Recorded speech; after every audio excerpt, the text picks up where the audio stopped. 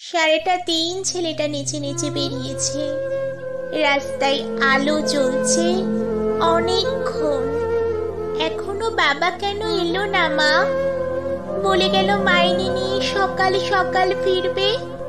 পূজার যা কেনাকাটা এই বেলায় সেরে ফেলতে হবে।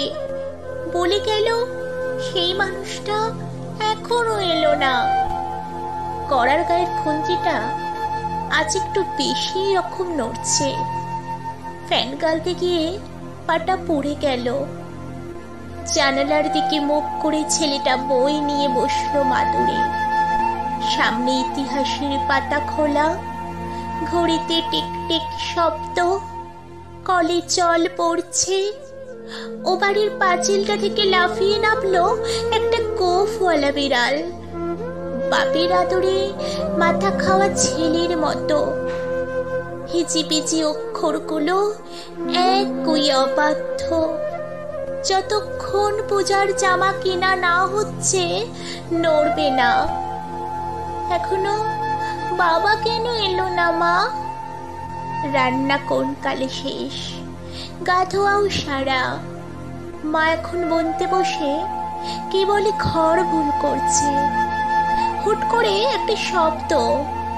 ছিটকিনি খোলার আগে কে? মা, আমি খোকা। গলির দরজায় ছেলেটা দাঁড়িয়ে। এখন রেডিওর খবর বলছে মানুষটা এখনো কেন এলো না। একটু গিয়ে দেখবে বলে ছেলেটা রাস্তায় পা দিল। মোড়ে ভিড়, একটা কালো গাড়ি আর খুব বাজি পড়ছে। কিসের পুজো আজ? ছেলেটা দেখিয়ে আসতে গেল।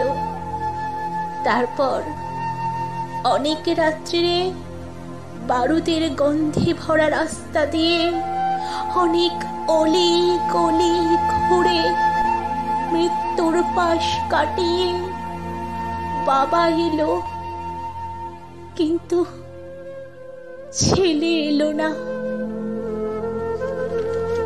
কলমে সুভাষ মুখোপাধ্যায়, কণ্ঠে আমি ঋতুপর্ণা।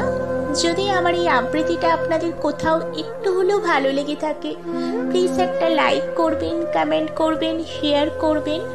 ইনস্টাগ্রাম ফেসবুক থেকে দেখলে পেজটা ফলো করে দেবেন।